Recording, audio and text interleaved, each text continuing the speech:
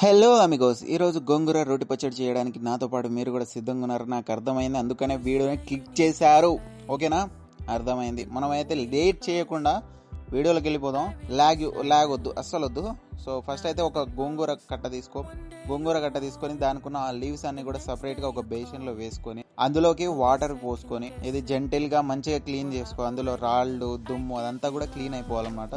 So అలా మంచిగా clean చేసుకున్న తర్వాత దాన్ని సైడ్కి పెట్టేసుకొని కొన్ని పచ్చిమిరపకాయలు దానికి ఉన్న కాడలు ఏదైతే ఉంటుందో అదంతా కూడా సపరేట్ చేసుకొని దాన్ని కూడా సైడ్ పెట్టేసి, చిన్న సైజు ఉంటే 2, పెద్ద సైజు ఉంటే ఒక ఉల్లిగడ్డ సరిపోతుంది. దాన్ని ఒక 4 పీసెస్గా కట్ చేసుకొని సైడ్కి పెట్టేసుకొని ఇప్పుడు ఒక ప్యాన్ తీసుకొని అందులో కొంచెం ఆయిల్ వేసుకొని తాలింపు గింజలు కూడా వేసుకున్న తర్వాత అందులోనే పచ్చిమిరపకాయలు వేసి మంచిగా ఫ్రై చేసుకొని దాన్ని సైడ్కి పెట్టేసుకోవాలన్నమాట.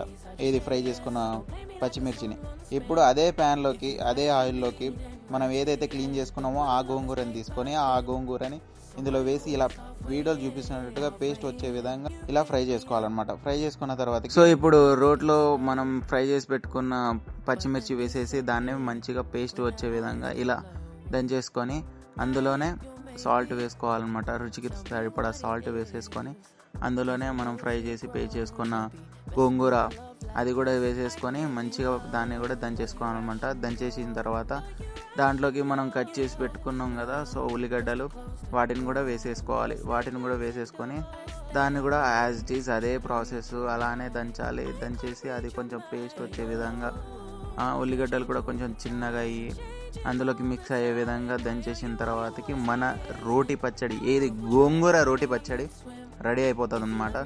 సో దాన్ని ఇక మనం ప్లేట్లోకి లేదంటే ఒక గిన్నెలోకి తీసుకొని వేడి అన్నంలో కలుపుకొని తింటే దీనమ్మ ఉంటుంది. బాబా మామూలుగా ఉండదండి. వీడియో నచ్చితే ఖచ్చితంగా లైక్ చేసి సబ్స్క్రైబ్ చేసుకో, మళ్ళీ కనిపించాలి కదా నీకు నేను, అందుకనే. సరేనా, ఇక నెక్స్ట్ వీడియోలో కలుసుకుందాం. బాయ్.